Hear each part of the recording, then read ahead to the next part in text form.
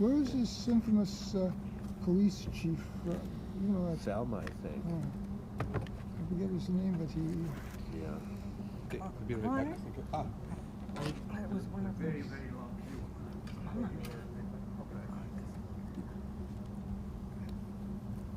He's involved in a famous defamation suit that went up to the Supreme Court that ruled, at least in American constitutional law, for a public figure to succeed in a defamation action, you have to prove that the defendant knew what he said was false, or was at least reckless. Is that a malice aforethought concept? It's a bit different. But it's different in Canada, Yeah, in the United States Canada, than it is in yeah. England. Yeah, and in Very Canada also, different. there's a new defense of responsible communication now. You know, there was once a time that, if you made a mistake of fact, you were out of luck. You know, there was fair comment, but now it's being altered slightly in literature. Are you able to attend when the Supreme Court comes to Winnipeg? Oh, it should be interesting, yeah. Yeah, I was talking to Evan about Well, it tonight. Will anyone be able to attend to that? The courtroom, Yes, the it's a courtroom, full court. but the courtroom only holds, But doesn't if hold those about- who But there want- aren't that many spectators in Those who- Ottawa that those who attend the want to watch Supreme Court hearings, hearings. they're televised anyway. That's right. But Saturday night at 12 o'clock midnight, so how many people? That's Is enough. that when they're on? Yeah. Maybe they're on other times also, but on CPAC, yeah. On CPAC, but that's a rebroadcast. That's not live. Oh, no. That's a rebroadcast. Doesn't Sure really said matter. nice things about Winnipeg. Because they It's meet nice to usually hear. at 10 Yeah, o'clock in the but morning. what's he gonna is say? when they sit. Oh, You yeah, know, but he, yeah, in detail. We know that Winnipeg's the armpit of Canada, but we're coming anyways, because it happens to be the first place that we're going west, right? Oh, okay. I don't think they say things like that, I think they had a good time. I guess. I'd like,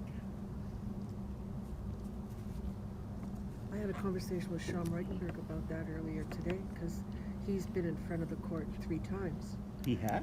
Yeah, Because why?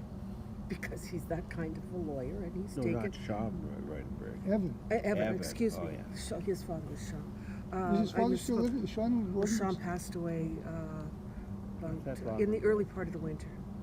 Yeah. But no, Evan's been in front of the court Oh, 3 yeah. times. Yeah.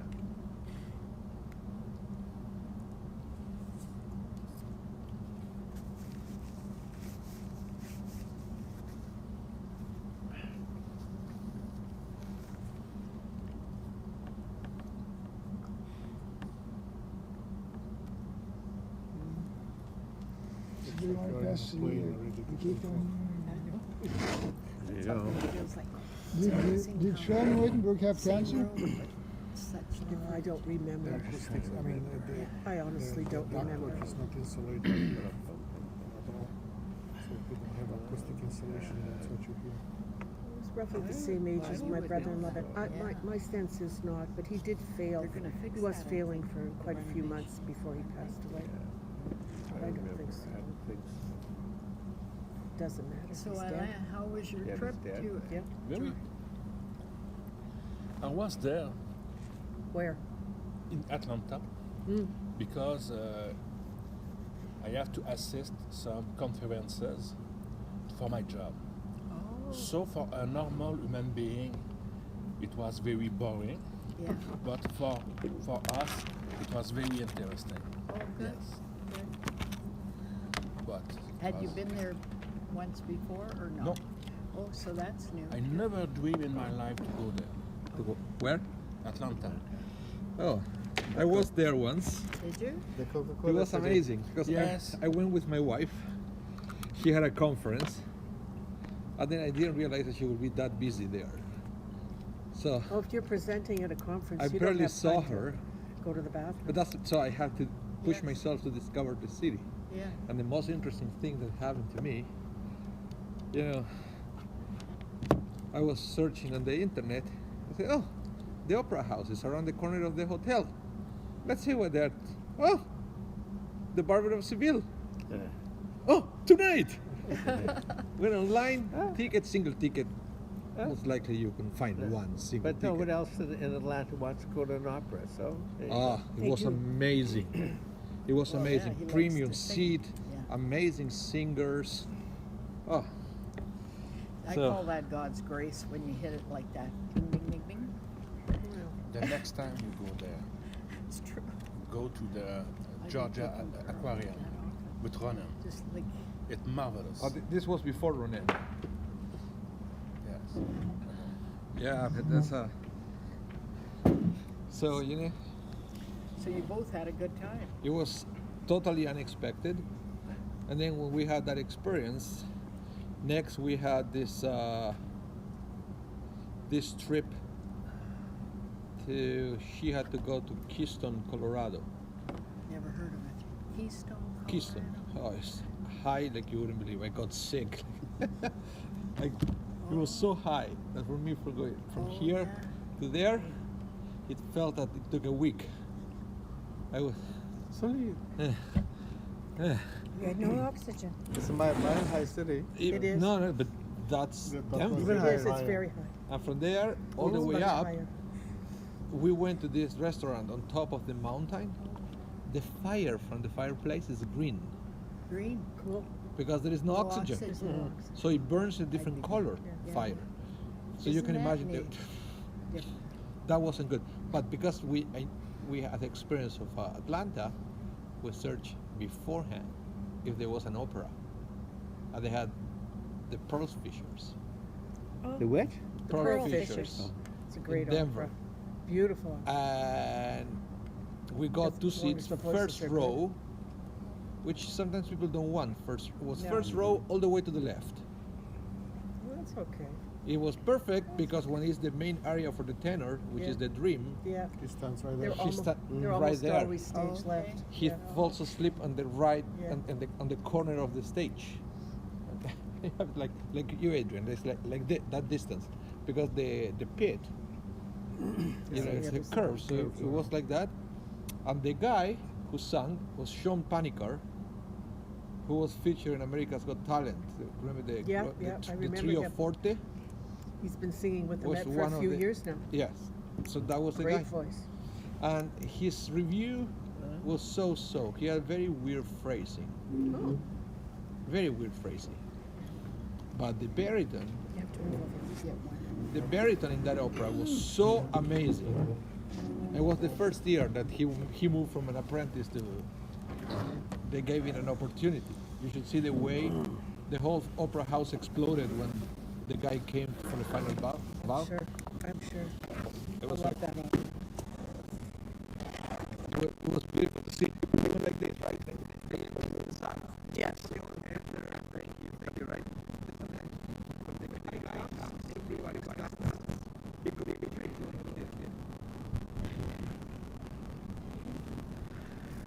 Because they didn't do that to the tenor, and they didn't do that to the soprano, but when the guy showed up, this booming voice, he sings very Opera doesn't applaud unless it's deserved. I was absolutely. So now I learn every time. But I always check these, no matter where I am, I check for opera and symphony. And good jazz. No, but this was the no, it was in Denver. It doesn't matter. But they you have to stay there a couple of days before the performance. Keystone is the same. You go there, you sleep a couple of nights, then nothing. The body gets used to it. In Argentina and Bolivia. The soccer, very high. but the soccer team in Bolivia, they use that against the other teams. Yeah. What? They play, They're- well, because they play at that altitude, their team lungs are is extremely well terrible. developed. The team is terrible. But if you read the record Yeah. of all the games they won, It's because they train at that it's altitude. because after the first 45 minutes, the other team was dead. They can't run Yeah, anymore. yeah. So that's a handicap. They don't give them extra. Well, not every team can afford to go there, a week in advance to get used to it. Okay. Right. Sometimes they show up the same day or the day before, but it's not enough. But I thought they would give a handicap for that. Oh, come no, from. never. No, it's soccer doesn't make sense. Never. It's Never. up to you. Come Not in 2 any weeks in, sport. in Not in advance any and That'd be get like, up like if, Not in if a anything. Yeah, team but- from Vancouver plays football in Winnipeg, we give them an extra 10 points because it's warm in Vancouver? I don't think No, so. but No. they're like sometimes you have when they play in Bolivia, some of the players, if they can, they go in advance. But you have this, they have high caliber, They need to be Like- they need to condition to the high weather and the caliber altitude. But other- players like Messi. Yes. The guy, if his team will give him 2 days to be outside, he goes to the game, he has to go back to Europe, so he can't. So yeah, okay. So we are going to study about humility and arrogance. Or somebody said before, I used to be arrogant, now I'm perfect. Now I'm humble. Now I'm perfect. That's what I was thinking, but obviously I didn't have the I'm proud punchline. of how humble I am. Okay, so let's start with the first one. Eddie, come on. Rabbi Levitas, a man of Yavne, said, "Be exceedingly humble in spirit, for the end of man is the worm." Okay, very simple, very simple one. Now, a few things you have to realize about this. Ish Yavne. What was Yavne? In Israel, in Palestine, in the north. The alternative seat of the Sanhedrin after they were kicked out of Jerusalem. Yes. Yes. And it was negotiated Yochanan ben with Zakkai. who was it? Yochanan Vespasian. is, Vespasian. Right. Rabbi Yochanan ben Zakkai. He was trapped inside Jerusalem by the zealots. Okay. And he saw the end coming, so he faked his own death, so they would take him out of the walled city. Then on the other side, he went to talk with Vespasian. It looks like, according to the legend, he told the guy a couple of prophecies that came to happen, so he was very impressed. And Vespasian said to Yochanan ben Zakkai, okay, ask me whatever you want, I will give it to you. And what he said is, give me Yavne, and let me take with me all the scholars there. Just don't harm the scholars. I said, okay. So Yavne became the new spiritual and intellectual Jewish center of the time during the destruction of the Second Temple by the Romans, out of the grace of Vespasian.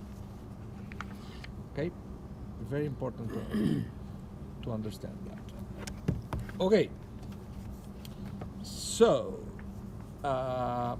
he was from Yavne, so this is after the destruction of the temple, and he said, "Be exceedingly humble."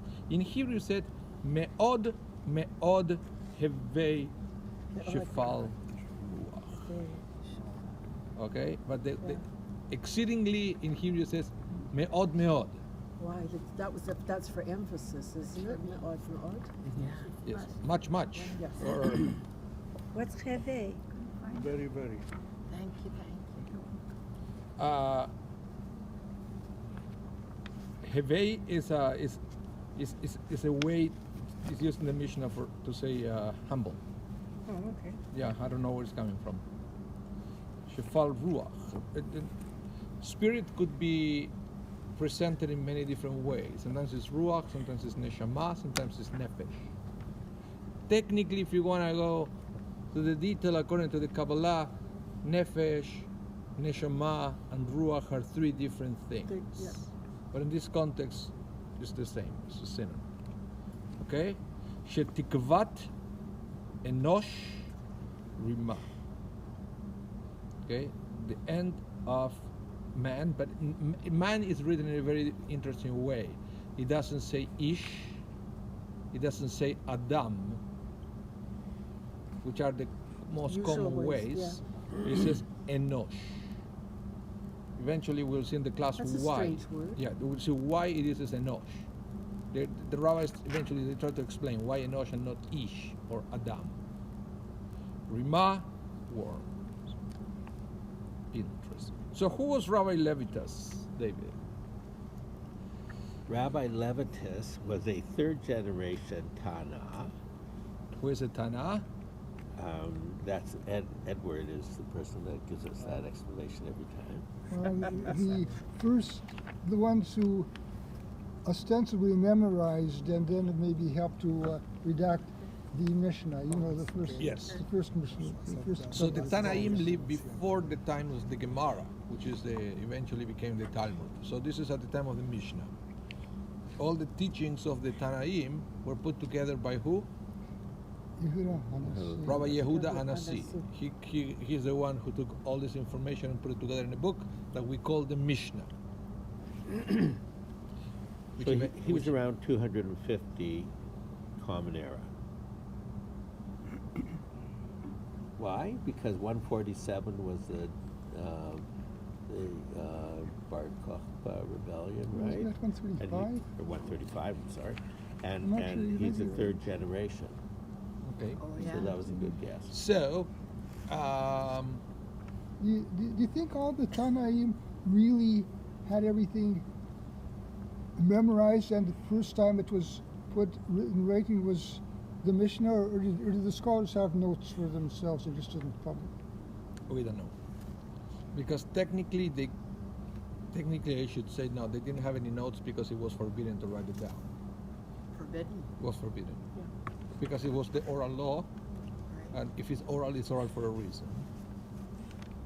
And, but I don't know if it didn't Were have the notes. judicial decisions or the legislation of the Sanhedrin before the temple was destroyed, were they written and I believe so. And I guess unfortunately all the records were lost. Yes, but I believe they were written.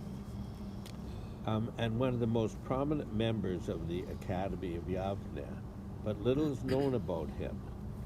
This teaching is the only one attributed to him in the entire 6 orders of the Mishnah. Interesting. Yeah. The only one, and I am presenting it to you. Because it's a great Mishnah. Okay, let's keep reading. In almost all areas of life, one should try to follow a moderate approach.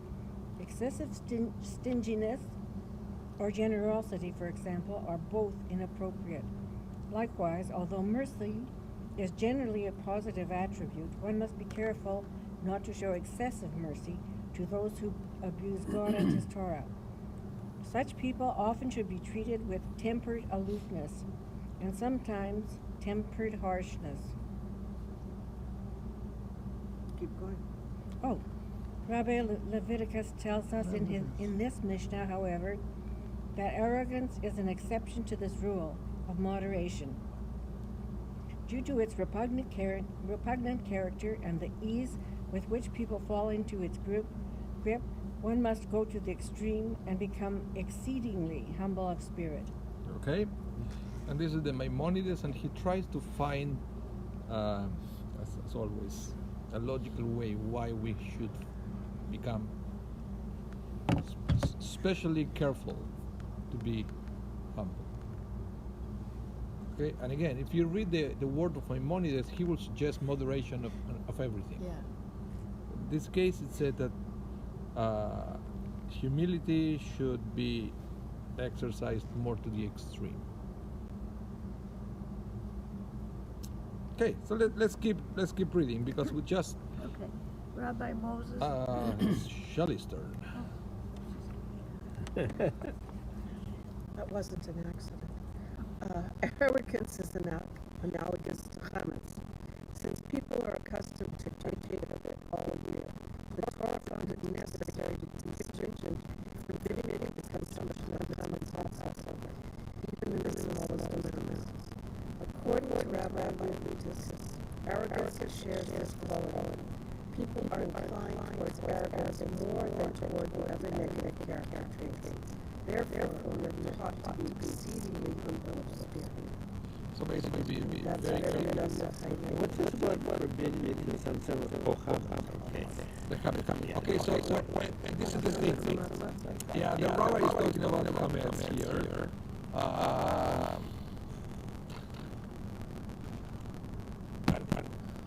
It's the way it's written, he's supposed to already know all this. We're supposed to know our character flaws already. No. You're already supposed to know that chametz represents arrogance.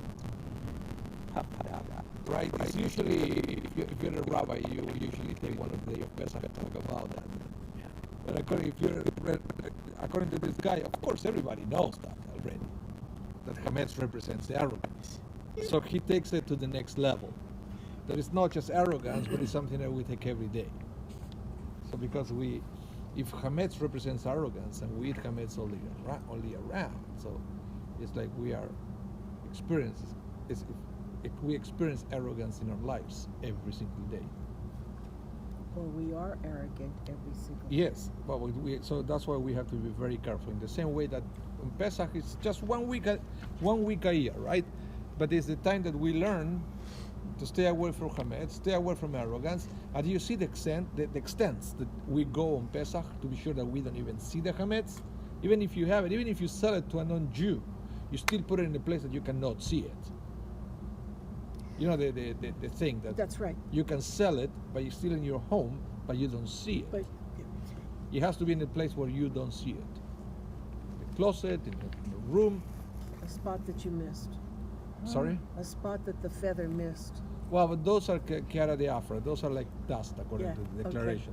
I'm talking about the big pieces of Hametz. The big pieces. Sure. What I I- find really interesting is that 1,000 years apart, both the Rambam and Rabbi Yosef Hayim talk about exceedingly humble. Well, they are quoting the Mishnah. They both use the language of the Mishnah.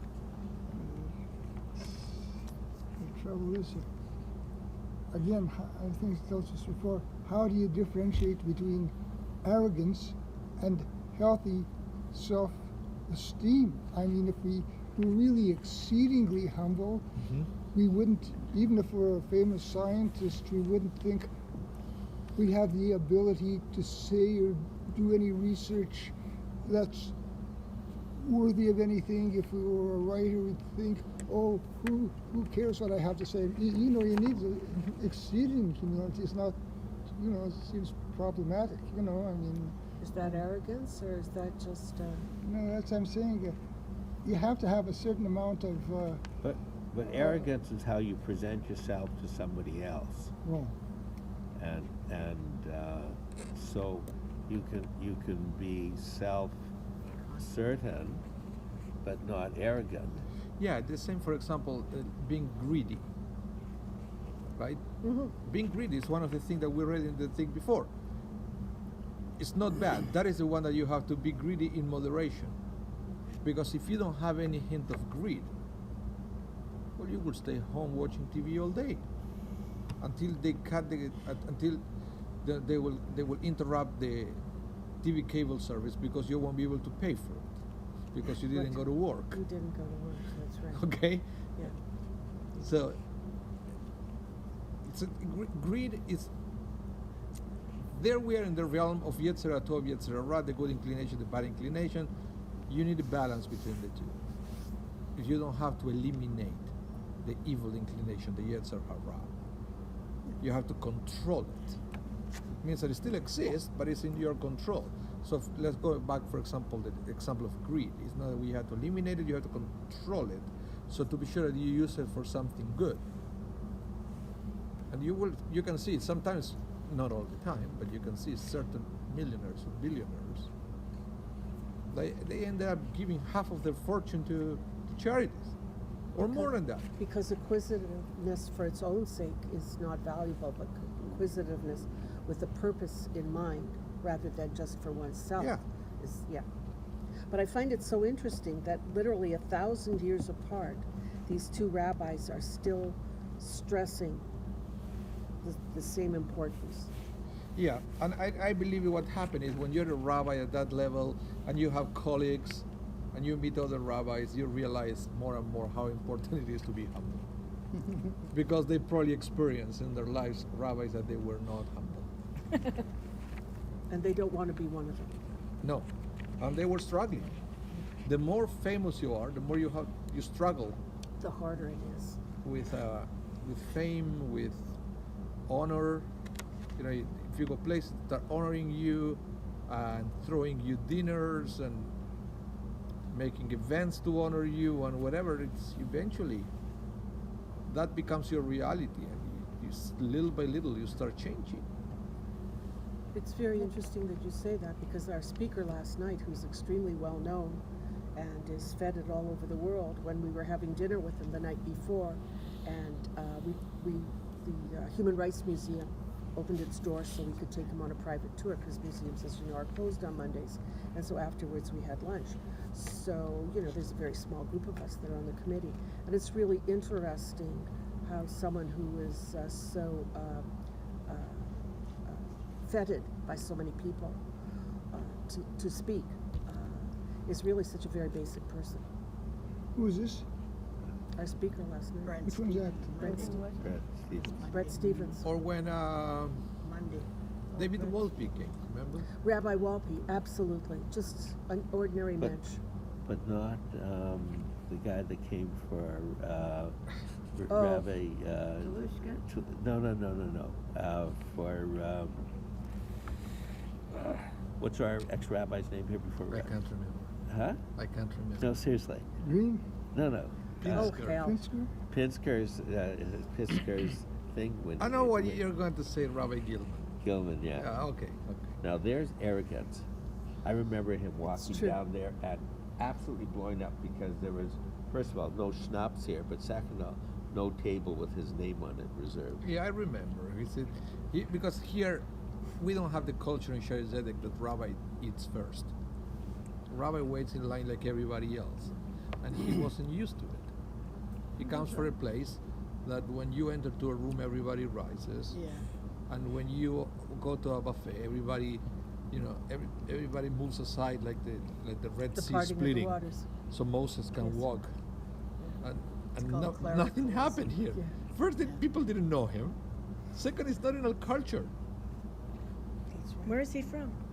New York. New York resident. Who was it? David, think about grand rounds. Any set of grand rounds when you were in med school. But you know? it's the, The head of surgery, the head of medicine, with his little flock following behind. Oh, that's So, not, that's. anyway. that's But who round. was that Anyways, rabbi? the I guy- said grand rounds. Sorry? No, Who grand was round that is rabbi you when were you're in talking anything like that. Sorry? Who was the rabbi? Doesn't Oh, we're matter. leading up to. Doesn't matter. He wasn't. It's I know what you're talking You know about. what I'm we, talking we, about. the faster we forgot about him, the faster we would move on with our lives. I tend to dissent on that point. As I said, I was one of the people who wrote just a brief email to, I think it was Dr. what's her name? No. Bonnie that- Cham yeah. and Ian Stanloff saying that, look, I think Pinsker isn't it? No, we're No, talking it's about the- Gilman. The rabbi who came to his installation. It's an installation, not Oh, Pinsker, but Gilman. I felt bad for Larry. I was the chairman of that. But he felt terrible. He felt embarrassed that he recommended this guy. Well, he is a very important conservative scholar. Yeah, you but know, nobody. After that, you stop paying attention. But the problem is he gave a talk mainly about himself. And so. Yeah. So I remember Larry was embarrassed for recommended him, and that's the risk when the committee comes to us, rabbis, to say, who do you want to bring? And then it's something. Well, you did. You had a good choice. Well, but I got lucky. I honestly got lucky. But when Finkelstein came, Yeah, that's what I'm talking about. he was in the edge. He was really good. Well, he was in the edge. When the guy was talking about himself, he was working at Betzedek at the time. Yeah. And he said that he didn't really like Betzedek. I said, why not? I said, well, sometimes they want me to teach bar mitzvah, but I'm Mayor Finkelstein. Oh my God. Yeah. And he didn't. He moved to Houston right after that. Yeah, he has this kind of contract that he doesn't have to teach because he believes that he's beyond that. Yeah. He, It's amazing. Well, in fact, but he was very approachable guy. when you were hired, there were because I was on a committee that was interviewing people. One of the cantors, not hired, but cantor, he wouldn't do field But you hired him anyway. No, that was the one before. No, the one who came before me. That was Zingbo. He lasted 6 months. Yeah, that was well done. What if a rabbi or a cantor is a co-ed? They have the same thing on. It's like Matthew. So it's Matthew had Is he the females? Yes. Yes. You ask him why. He's a coach. What about in Orthodox synagogues? Rabbis and cantors that are going in avoid the... No, they do everything in In the sanctuary. sanctuary. They don't go. Cemetery. Yeah, and I've seen once in Argentina what they do when it's like a graveside. Yeah, they stand outside the gate. They have They a stand podium outside. outside the gate for Yeah. the rabbi, Yeah, and the body is inside with all the people, so the rabbi can speak from behind the I've gate. seen So that. it's prepared like Yeah. that.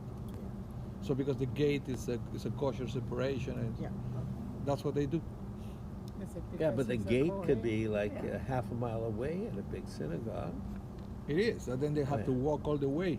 So they, I they see, send I somebody see. else, like a chazan or the shames, that he goes in front of the coffin singing, chanting psalms. Yeah. And then they do the burial, they say Mullah Rachamim, they say Kaddish, and that's it. But everything was done outside. Outside the gate. I've seen that many times. Yeah.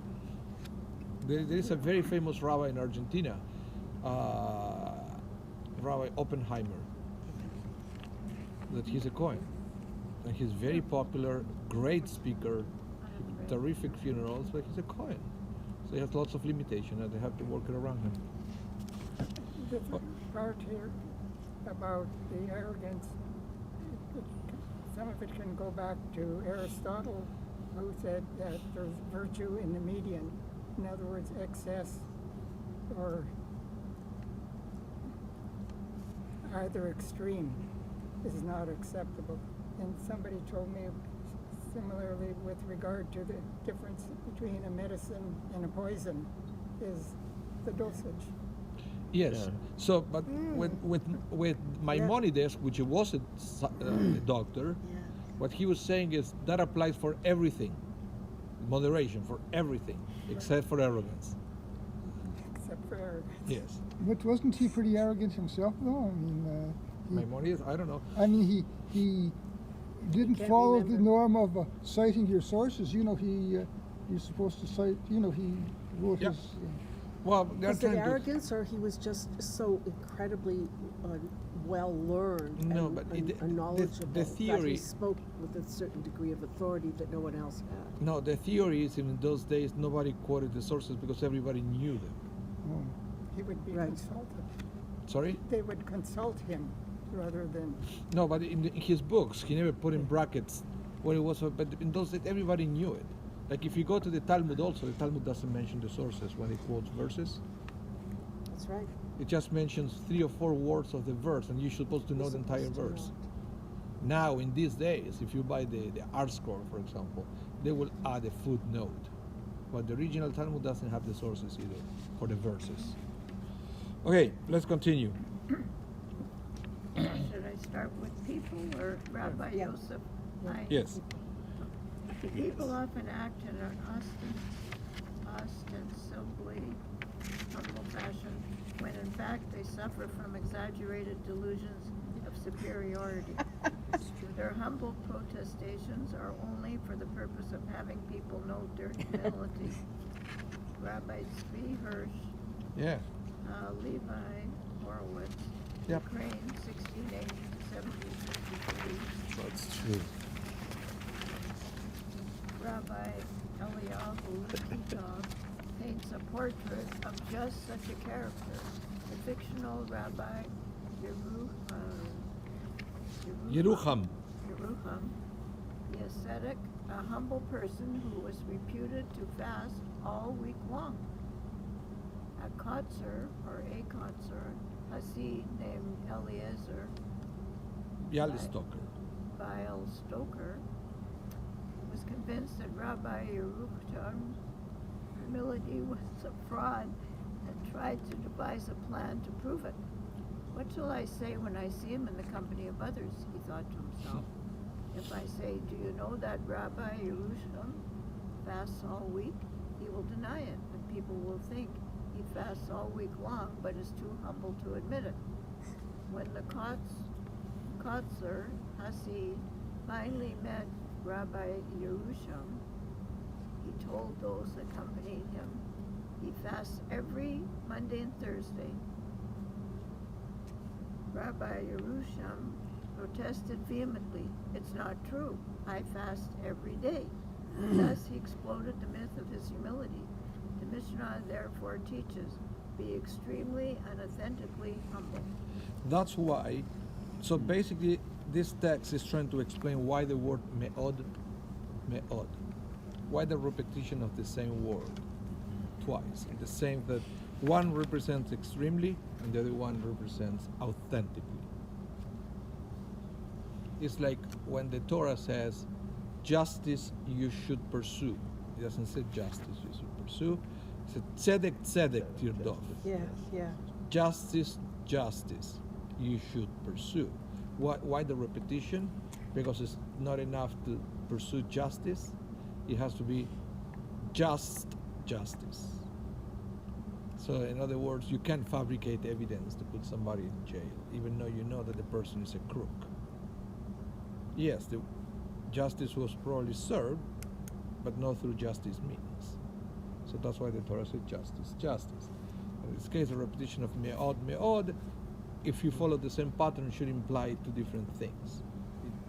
It is a teaching in the repetition of the words. So some of the rabbis says the first me'od, a lot, means extremely, but the second one means for real. One of the problems about fasting 7 days a week is that in most weeks there only are 7 days. What do you mean? You're fasting every day. You fast for 7 days a week. He fasts 7 days a week. He probably means sunrise, sunset. Yeah, sunrise, that- yeah, other it's than like- 24 hours. Like he's like a Muslim. Yeah, Yeah. Ramadan. Maybe that's Like the a Ramadan. Muslim Perpetual style. Ramadan. Like the Muslim. That's Okay. easy to do. Well, Next. we have Hatsi fasts too. Next, Mel. We are. Right here. Number 7. There are three characteristics in this category. At one extreme is arrogance, which God despises and which must be avoided. A desirable quality is modesty, which was best characterized by Moses. The Torah testifies that he was the most modest man who ever lived, but he was certainly aware that he surpassed all his contemporaries in prophecy, that the mantle of leadership lay only in the shoulders, and that only he spoke with God face to face, and that the Shekhinah. Shekhinah spoke through his throat. Nevertheless, Moses did not let the greatness affect his modesty. Rabbi Levitus urges even more. His model is King David, who was so humble that he always focused on his shortcomings, even those of which only he was aware, and saw himself as inferior to all others. This is the preferred path.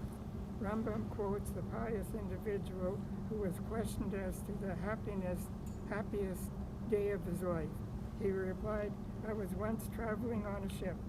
Because of my poverty, I was assigned the worst quarters imaginable in the lowest hold, together with the cargo. A group of rich, arrogant, and uncouth merchants were also on board. Once, as I lay in the hold, one of the merchants actually urinated on me. I must have appeared so despicable in his eyes that he felt I was unworthy of elementary respect as a human being. But I was not offended in the least, nor did I react in any way. When I realized how indifferent I was to my own prestige, I was overcome with joy because I had achieved a level of genuine humility and self-effacement and was able to ignore the disparagement of that person. This is the true sense of humility. Rabbi Israel Yeah, and you will see the same characteristic with Moses. When he was challenged, for example, he had all the power to destroy the other party. Remember the story of, sorry? His brothers. The Korach. Yeah. The Korach who created a rebellion against Moses. Yes. And then, what did he do? He said, I want to talk to you. Because, all these kids personal guards and delusion. And then, no, he said, I want to talk to you. And they said, we will go. They said, yes, we will go. So Moses went there to talk to them. And they didn't want to talk to him. Moses. And then he was, his defense was so amazing. When Moses has to defend himself from accusation, he could say, who do you think you are? God talks to me every day. How many times does God talk to you? No, that's not what Moses says. Moses says, why are you so sorry for me? Haven't even touched a donkey? That's his defense. What did he say? I didn't even touch a donkey from them. Or you think I'm getting richer because I'm the leader, which is very common in these days, right? That's why it's sometimes. It was probably common at that time too. Yeah, but in these days, the presidents and prime ministers, they have to declare how much they have before they take office and how much they have after. Yes. Except the current occupant of the White House, but that's another story. But what do you think about the fact that someone says, I did this thing, so I am really humble? It seems like it's strange, you may be humble, but you should never recognize it. If you recognize that your humility, then it's Your not arrogance. somebody else. He didn't say, somebody else said it. No, he said it. He said it. Yeah, he said it, He but said it. he said it Should about wait for himself. somebody He else to said say it about himself. He said it to himself. I think you he's feel saying good. I think he's saying it in gratitude to God. Yeah, he said, at Really, one it's point you coming have from a to point be able to say, Of gratitude. I got it. Yeah. I It's think not that I don't think you ever recognize that you're humble. I think you may recognize that you're accepting, there may be other things, but I think you're I right. don't think you recognize that you're humble. I think you're right. I think you don't extol I think you don't talk about your humility as an example of this was my act of humility. That's right. I think it should be that somebody else should. Right. Somebody else Point could it say out. it for sure. But to say, Like the guy who did let it me on tell him, you he how should say humble that. I was. But if an individual tell to Rambam the most happiest day on his life, and he conclude, I was so humble. I Okay. personally think he was saying it from a point of gratitude to God. I think he was shocked that he reacted that way about himself. And out of that, he was expressing gratitude, really. But here I would just On the other Yeah. give my opinion on one point here. It's a good thing to be humble, but we have to respect ourselves. oh, but you see, that's without being servile, you should be. Yeah. it's a different thing. That's the problem, that we confuse being humble with having a low self-esteem. They're Yeah. two different things. Yes. We confuse the two. And for rabbis, sometimes, why it's so difficult? Because, all the things that when a rabbi walks into a room, everybody rises, and they give him the preference. You notice that all the time here? No, but technically it's halakha. It's Jewish law. Yeah. You have to do it. And why you have to do it? Because the rabbi said it's good for the people to Yes. feel that awe for the rabbi. It's good for them. Because eventually the rabbi would have to tell you yes or no about something. And if you don't develop that kind of aura Respect for of authority. respect, Yeah. people will never listen And what you have to leadership. say. So there is some kind of rationale for that. But you as a rabbi have to realize that it's just the rule of the game. Don't believe it. It's not something you demand, it's something you earn. To quote a normal expression, rabbis put their pants on one leg at a time, just the way everybody else does. Yeah. No, they jump with it. Well, they jump in. Oh, excuse me, I didn't know that. No, but the respect is in relationship Yeah. to their knowledge and their training Yeah. and their wisdom, hopefully that they've gained It's not from for that. just the label, not- it's the not person just and the because qualities of the they're- person. But the rabbis will say that you have to allow yourself to be honored, because you have to understand that sometimes even by people feeling awe to the rabbi, they feel awe to God.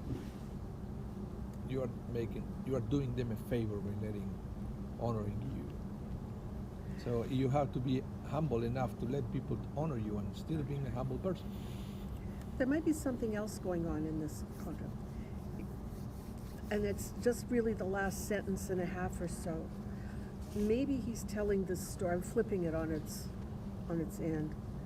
Maybe he's telling the story because he's really saying, it wasn't until that event that I understood what it means to be humble. Yeah, something like that. Yeah. So let's move on. Number 8, the Talmud's That's the tractate. Tractate Sota, page 5a. Right. Records 2 opinions regarding the proper degree of humility. One opinion holds that both excessive arrogance and excessive humility are to be avoided. One must follow the middle path. The other school of thought sees any degree of arrogance as dangerous. Rabbi Yonah views Rabbi Levitas' words as an expression of the second view. Rambam, Hilchos Delos 2.3 concurs. Rabbi Yonah continues, the havoc wreaked by arrogance is spotlighted by the Talmud. Arrogance is comparable to idolatry. Sota 4b. Most sin is rooted in arrogance, since man feels that he is above heavenly scrutiny and not accountable to God. The Torah warns of this, and your heart will become haughty, and you will forget Hashem, your God. Deuteronomy 8:14. The comparison is based on the false claim that God is too exalted to be bothered with human affairs, and that he must have some intermediary to handle his affairs with men.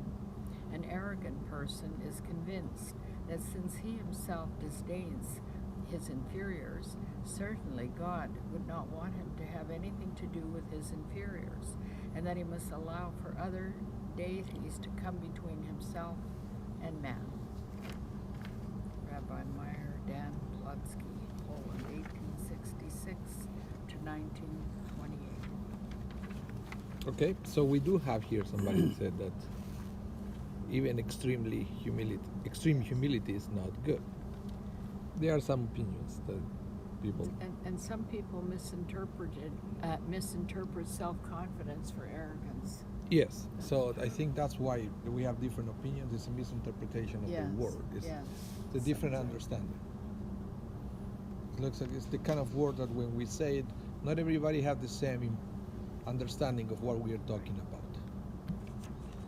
It's subjective, how one can perceive it. I don't think it's subjective. I think it's so that we are not clear. It's different levels. We are not clear of what it is. Okay, but let's continue with text number 9.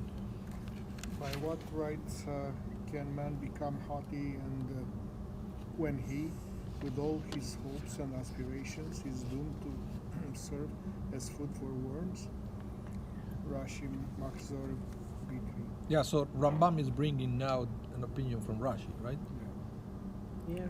The ignominious end that awaits man's body serves as a most humbling deterrent against delusion of grandeur. So, if this is now we are talking about the second half of the Mishnah when it's talking about the worms. So why is the Mishnah mentioned in the worms according to the Rambam? He said, if you really realize where you're going to end, Yeah. then you realize you have no reason to be arrogant. What's Vitri? What's Maxor Vitri was the first Siddur ever published. Even though it's called Maxor, it was a Siddur. oh, okay. And it has different commentaries, or like Rashi made one of the commentaries of that. I don't know exactly where, but he wrote that phrase about the worms. But it's going back to exactly what we read the first one. Rabbi Levitas, Yeah, they're That's all the commenting different- about that. they're all commenting about it. Yeah. You Well, you know, the number 8. So, I mean, that's the difference between, I guess, a religious person and a secular person. Someone who believes in God, at least our concept, knows that everything we have is a gift of God. So, Yeah. what is there to be arrogant about? It's not really you, it's God given. You can be thankful and you can be excellent, but it does not be arrogant about because it's not you that did it, it's a gift of God. And once you understand that, then I think you automatically are humble.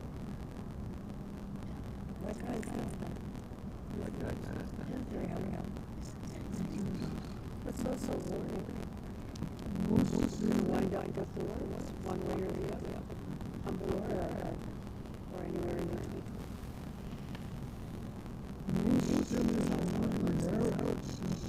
Man feels as if above heaven, not accountable to God. That is not always the case. Some people can be arrogant when they think that God is on their side and some of the worst sins and human rights violators have been in the name of religion. I mean, so That's right. But we know they're wrong, Yeah. right? Don't we? Do we? Yeah. Well, they asked the Their current followers don't. current U.S. president, if you're before God, what would you ask for forgiveness? What would you ask forgiveness for? He said nothing. Yeah, nothing, right. Did he say that actually? Why not? Nothing surprises me. Yeah. It's just- Okay, let's continue. Okay. God cloaks himself in Geut. Geut, grandeur. See Psalms 93 verse 1. A commoner who wears the cloak of mortal king deserves to be beheaded. One who appropriates God's cloak certainly deserves such a punishment.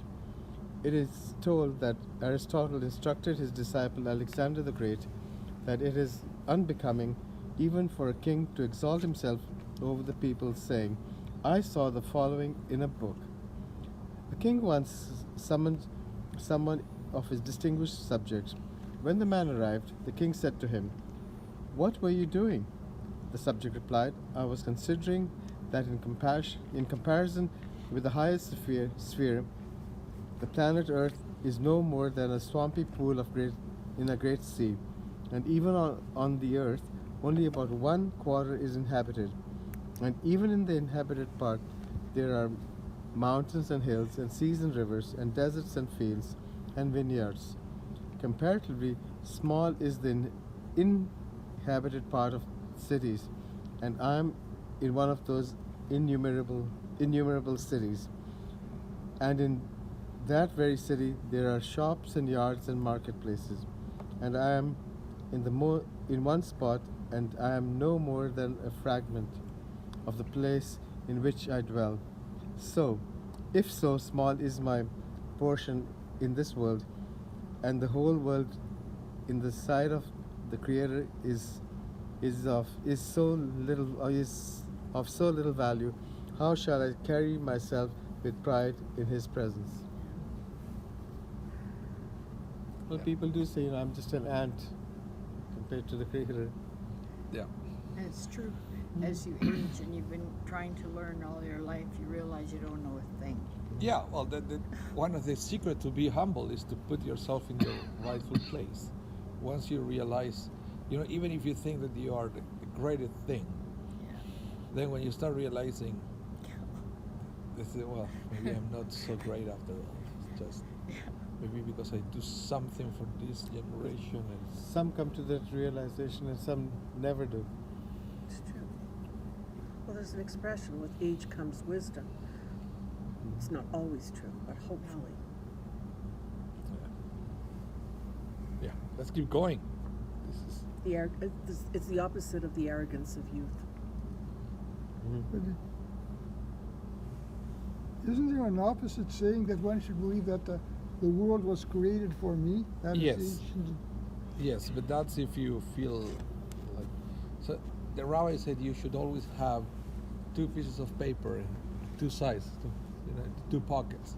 One that it says, the world was created for my sake. And the other one that says, I'm nothing by worms. But Or worms.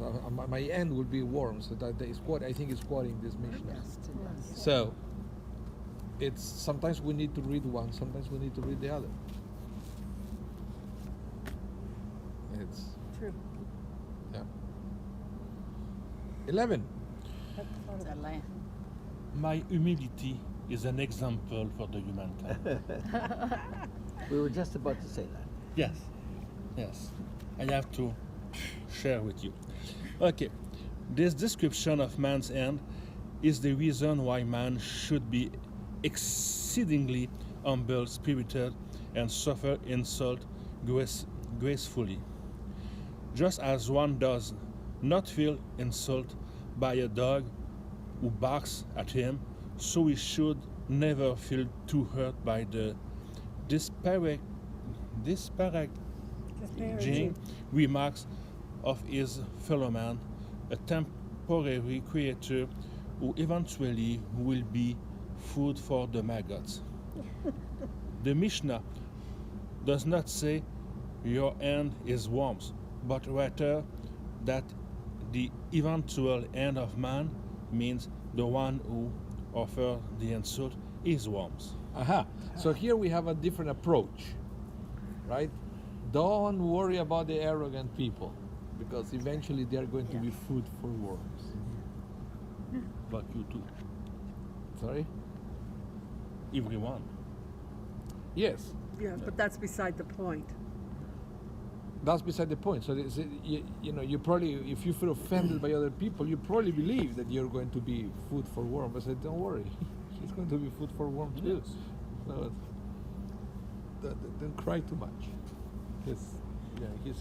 He thinks it's the hottest thing around, and pretty soon it's going. You'll going find to- out. Yeah. Okay.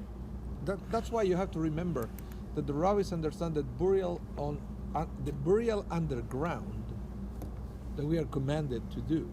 You see, the Jew cannot be cremated; has to be buried underground. So it's almost like we have to be eaten by the worms. Okay.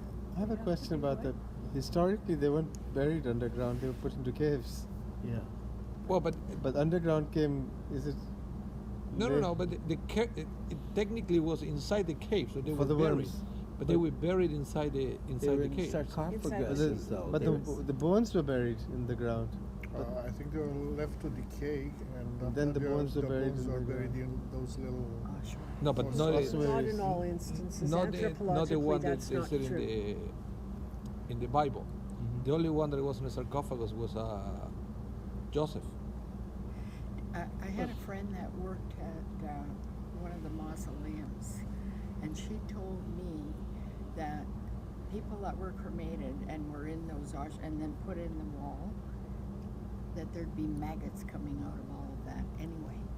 Yeah, well, but the but ones in the she was Bible, shocked. Well, they're not the Bible airtight. uses, They're not airtight. even though Abraham went to buy a cave, but they specifically said people were buried there. So they have a cave, but inside the cave people are buried underground. But where I can't remember where, but I remember in Israel, we were in a cave that had sarcophaguses in it. Yeah. And So- I don't, and they Could were. be a different time. Different It's time in of what's the history. sarcophagus? A It's coffin. a coffin, a stone usually. Well, no, above ossuaries. ground. Pardon me? Those are Talking about ossuaries. ossuaries. No. Little boxes small with just the boxes bones. with the Oh. lid. No, they have sarcophagus. Sarcophagus. It's a they- sarcophagus, An ossuary is small. A Sometimes what they have sarcophagus is is life size. They have Okay. the shape, but the body is buried underground. And you have that in many other cemeteries as well. Mausoleums all over the world, Yeah. that they have the shape of the person. Yeah. Sometimes it looks like that's the coffin, Some but of the the coffin big is buried. cathedrals Well, I don't in think Europe. Mm-hmm. You know, the body's underground, but the shape of the person Here at is. St. Jana's too, the mausoleum is underground, below. So the Bible is very specific with the Torah. Yeah. They were buried. Right, that's why I was surprised at that. I But remember isn't- when- on the Mount of Olives, isn't there something about? Don't I remember seeing things above ground? Yeah, I don't know. There are. the Yeah. graves are elevated. I don't know, Yeah. maybe they couldn't dig. Or Yeah, they're. There are above some. ground. There are some that are really almost chest high. Yeah, but the body could still be under the ground, I and don't that think would just so. be a I body. don't it's all think- rock. no, I there, don't think that's why so. That's, I don't it's think so. bedrock. I don't know. No. It has to be buried. There's some very famous rabbis in Israel that the graves are It has to be literally buried. chest high. But the rabbis will explain that disintegration on earth is the culmination of the teshuvah, the act of repentance. You repent for your sins, you confess to God, you make reparations as much as you can, eventually you die, and the fact that your body is going to disintegrate, it's going to be Decomposes. eaten, that is the last step of your cleansing. Existence. A Sorry? physical existence. Yeah, so the decay has to happen. In time, space. That's right. I'd like to know how you can explain at the Sharet Tzedek Cemetery, there's several buildings there, and inside,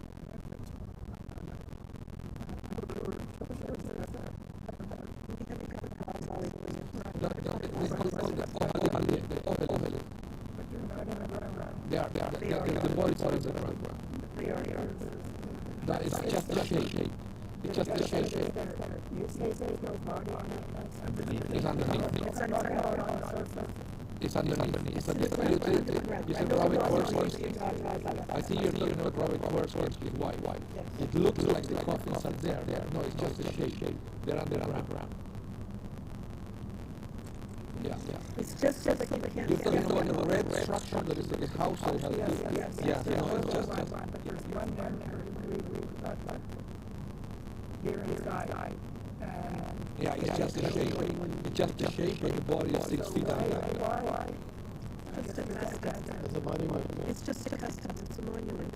there's a name on it. It's Robert Tversky. He was a miraculous rabbi. There's another one. Yeah, but Isn't there one with Kahanovich too? Is he? No, I think No, Kahanovich has a Kahanovich has an single. ordinary black, an Yeah. ordinary stone. I will see it, but the most Black famous stones one on your way out is to the Robert left as you Tversky. drive out. And Go they out have Gate people 3. coming for his yahrzeit from Montreal every year. Yeah. I saw him once.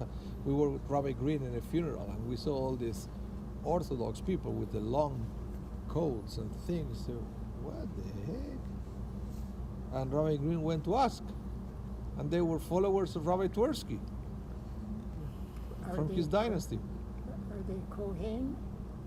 Tversky. No, if they I don't know. well, if they were They're from- followers of Tversky, they wouldn't walk into the Yeah, cemetery.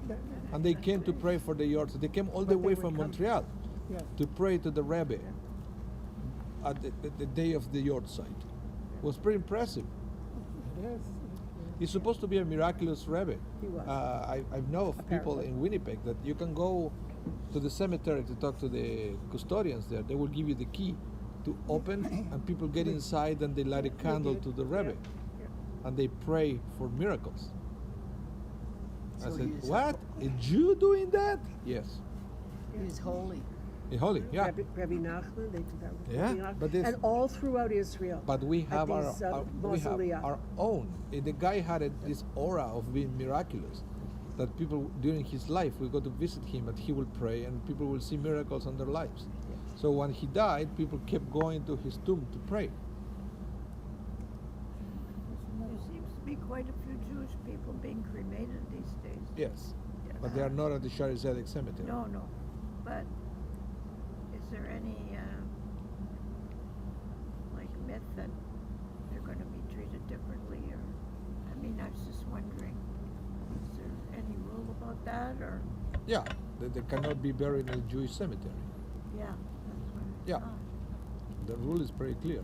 It's surprising.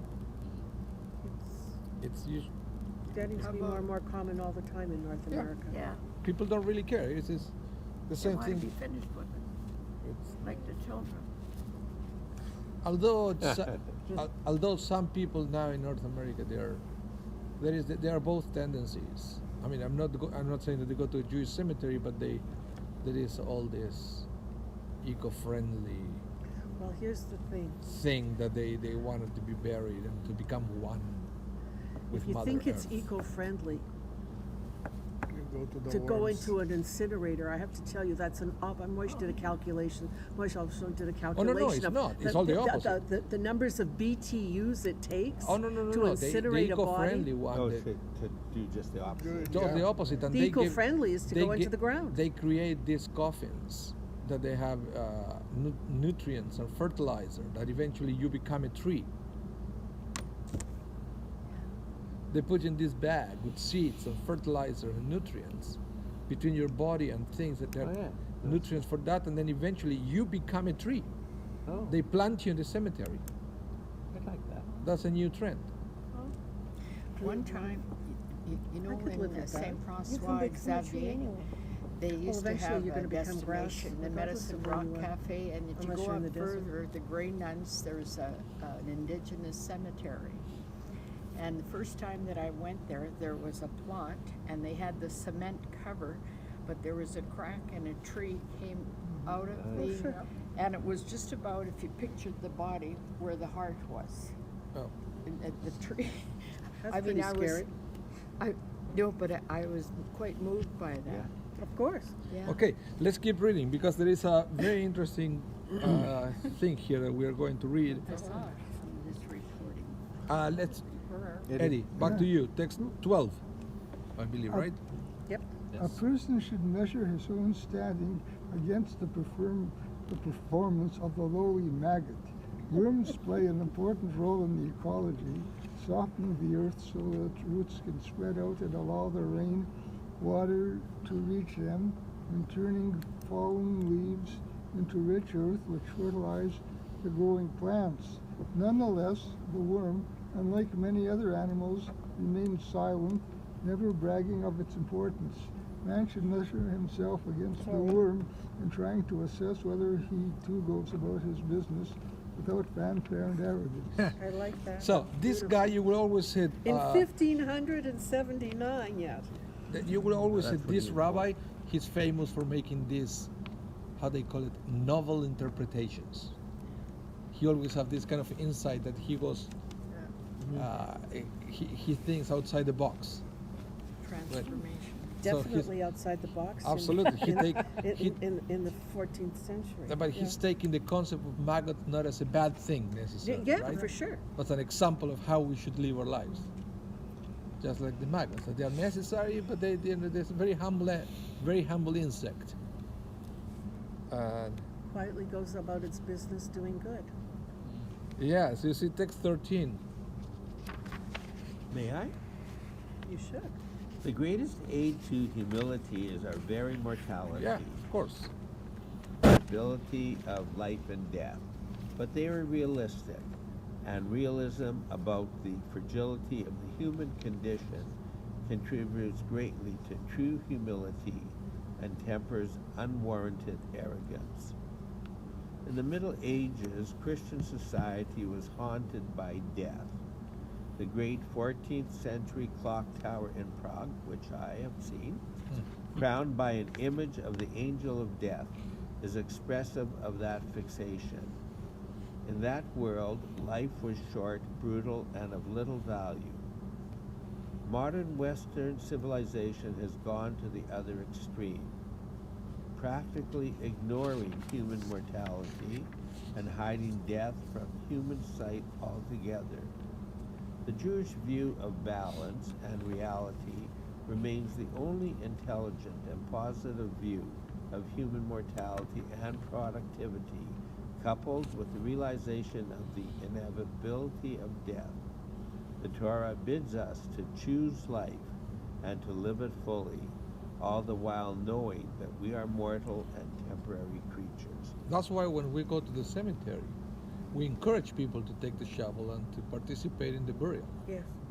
There are other places. I witnessed that. I went to funerals. This new. It wasn't a Jewish cemetery, but it was. They think that it's like a park, so beautiful, right? And they put the coffin on top of the apparatus, but then you see the way they cover all the earth with green, almost like carpet. Yes, yes. And then the That's funeral absurd. was over, and we left. And then after everybody leaves, the employees for the cemetery will Cover. lower the casket and cover it, but people know they shouldn't see that. You Right. can have it either or. though. And the noise of the He's not talking of the about a Jewish earth cemetery. Oh, banging against the no. They prevent everybody from having to feel that. We live in a society that sanitizes death. It's almost like it never happened. Yeah. It never happened. It's What do you mean? It's in the paper every day. yes, People but being killed. but in That's some not what we're places talking about. you go to this new concept funerals. You what? New concept Yeah, okay. funerals. First, it's almost like a party. Oh. It's a new concept. You don't go to funerals anymore. We don't call it funeral anymore. Celebration of life. Right? It's a celebration of life. We are not. It's like we change everything. We don't eulogize anymore, we celebrate. Yeah, we tell jokes. But then you never realize it's I know it's a psychological protection against. Is this in a Jewish place? Yeah, but it's making it slowly. I can see the In the way United people States, it's eulogize. becoming very common. Some of the eulogies, you will see people, it's like joke after joke and funny phrase after funny phrase. Have you ever witnessed that? Yeah. Some funerals are like that. But It's just distasteful. The attitudes of the wife, well, the person, yes, but it is no concept that is there. It's there. I mean, you don't want to tell terrible stories about the No, it's not about terrible story. It's about make fun of that person. it's not about making fun. It's about getting it. That is there. Yes.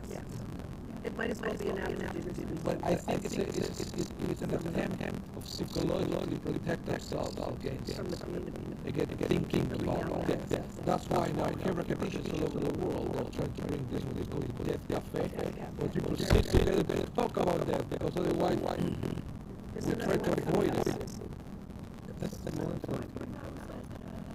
the funeral, after the funeral, the casket was left there, and then they had like eating and everything while the casket was sitting there. Is that normal? No, and some of I'm talking non-Jewish about funerals, non- but the same thing that they hire makeup artists, Oh yeah. so the person doesn't look dead, looks like he's just Yeah. asleep. She looks so good. Yeah. has everyone been to an Irish wake? I've never been there, but No. Yeah, I have. are they, is the stereotype about them true that it's almost like a party? Some of them Would they are. be, Some of them are. Yeah, but they don't. I don't think they avoid the idea of I think death at all. television and some of the movies have kind of. Okay, so let's read enhanced the it, next but, one. Some of them are. And this is about why it's using the word Fine. Enosh and not Ish or Adam. And this is coming from the great Maharal of Prague. 14. Our Mishnah uses the word Enosh for man, rather than the more common words Adam or Ish. Each of these words conveys a different aspect of mankind, and we will explain why the term Enosh best fits the image of worms.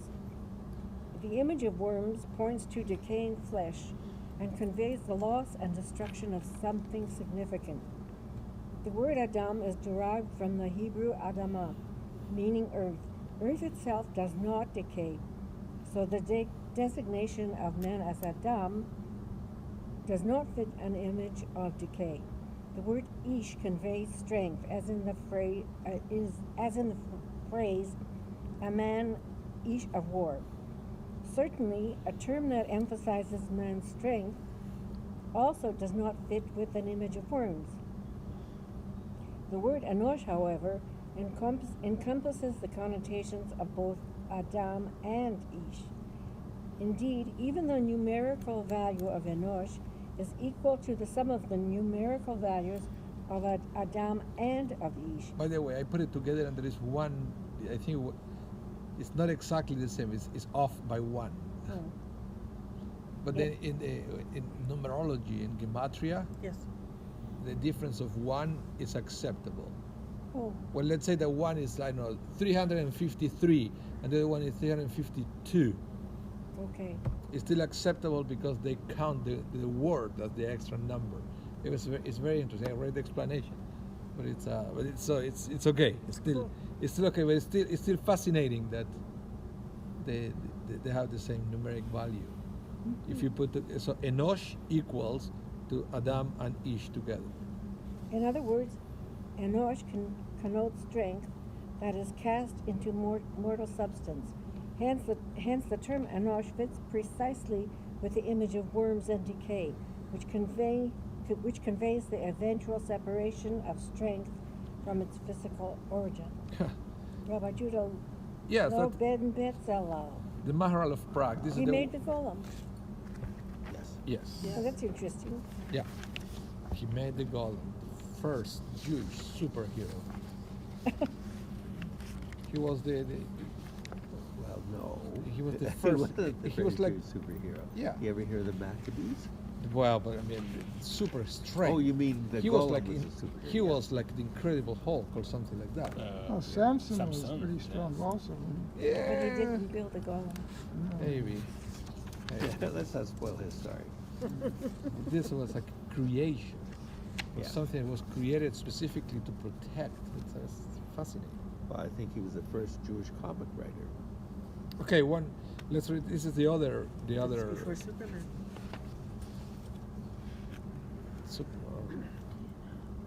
So now we're at Avot 5:22. Whoever possesses these three things, he is of the disciples of Abraham our father. And whoever possesses three other things, he is of the disciples of Balaam the wicked.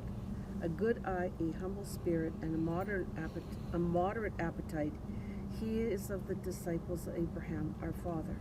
An evil eye, the haughty spirit, and a limitless appetite, he is of the disciples of Balaam the wicked.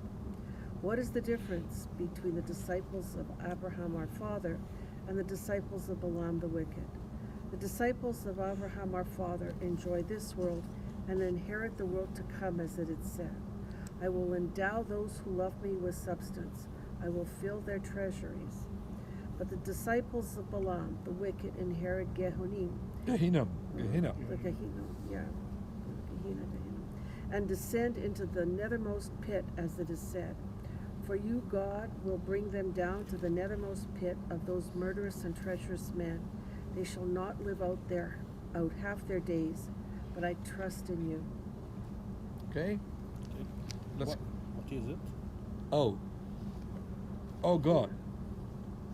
Ah, okay. Excuse me. Excuse No, me. it's just for you to check if you understand. It's just. Okay. As disciples of Abraham, we should study carefully the Torah's description of his mission, because he commands his children and his household after him that they keep the way of Hashem, doing charity and justice. Bereshit 18:19. It is by emulating Abraham's sterling traits of a good eye, a humble spirit, and a meek soul that we are able to achieve his goal. Abraham served Hashem with every aspect of his personality, thought, speech, and practical deeds. The three traits recommended in the Mishnah correspond to those three realms. By not begrudging the success of others, and by thinking of how we could enhance the fortunes of others, we are sanctifying our thought process. A humble spirit includes that we must always speak humbly. And finally, the meek soul rejects material possessions and will act in the spirit fostered by Abraham, doing charity and justice. Ultimately, those who emulate Abraham by practicing the traits recommended in the Mishnah will merit the rare distinction that he achieved, to be known as Hashem's beloved, Isaiah 41:8. Offspring of Abraham who loved me. Indeed, the Mishnah continues, quoting from Proverbs 8:21, to cause those who love me to inherit an everlasting possession. Though Abraham has departed to his eternal reward, his message lives on, to love Hashem just as he loved his Creator. The Torah's command to love Hashem, you shall love Hashem, your God, Deuteronomy 6:5, is really a plea to emulate Abraham Avinu. By modeling our behavior on that of Abraham, we can attain the same objective, love of Hashem. The critical importance of this commandment is signified by its recitation twice a day in the Shema. It is the very heart of Yiddish faith. It may also refer to Abraham's message of love, which is transmitted to his descendants every day, to do charity and justice. Rabbi Yehuda Aryeh Lev Alter, Poland, 1847. So according to that, if you are not humble, you cannot love Hashem. If you aren't humble, You cannot love God. Yeah. That makes sense. And then also arrogance is always compared by the rabbis with idolatry. Right? Yeah. Because arrogance is a way of replacing God. It's worshiping yourself. Yes, pretty much. So 17, you hit another thing from the Maharal here, which is very interesting. Right? Because it's a longer text. I just put a few things that I selected from him. But what he's saying is, why is the Mishnah comparing Abraham with Bilam? The rabbis couldn't find any other character that is more evil than Bilam. But it's to show up the difference between the two, the Because contrast. Bilam wasn't really the most terrible character in the Torah. He wasn't.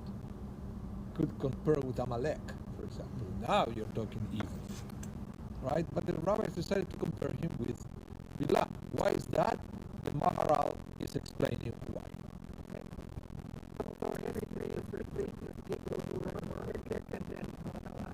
The Mishnah shows because it was the precise opposite of Abraham. A good eye means benevolent. Abraham would draw others into the guests in his home, and he was kind and generous. We see his humble spirit when he refers to himself as dust and ashes, while praying for the lives of the people of Sodom. A meek soul means that one is satisfied with what he has and not desires of others' possessions. Abraham had every right to keep his spoils of war, but he rejected taking anything from the thread to shoelace. I will not take anything that is yours. Remember that? When he went to rescue Sodom? And the king said, take your portion. Spoils of war. No. Pretty much the same that Moses said when he was accused. I haven't touched anything that is not mine. Balaam is the antithesis of Abraham. An evil eye means malevolent. This is the quality of one who resents others' good fortune. It follows from a corrupt nephesh that is filled with jealousy. The Midrash says that Balaam surveyed the people of Israel dwelling harmoniously tribe by tribe, and wished for evil to come upon them. Balaam was too arrogant to go to Balak unless accompanied by high-ranking officers. This quality follows from the misguided intellectual faculty, the Meshama. His greedy soul was evident when he hinted that a house filled with gold and silver would be appropriate payment for his services. Insatiable desire is a deficiency of the Ruach. These three traits are in direct consequence of the intimate connection between Balaam's spiritual and physical faculties. Balaam's soul was deficient in every characteristic because physical things are inherently deficient. An evil eye seeks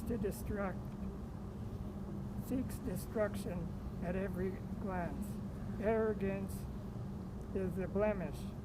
It attracts its own downfall, just as every physical excess hastens to its own destruction.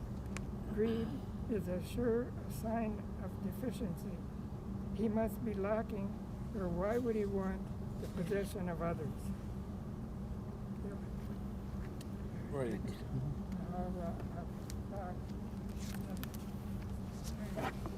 One is easily satisfied and one is never satisfied. Yep.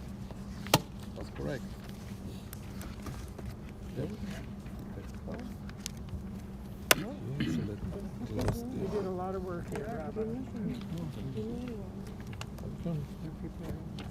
Yes. He doesn't take his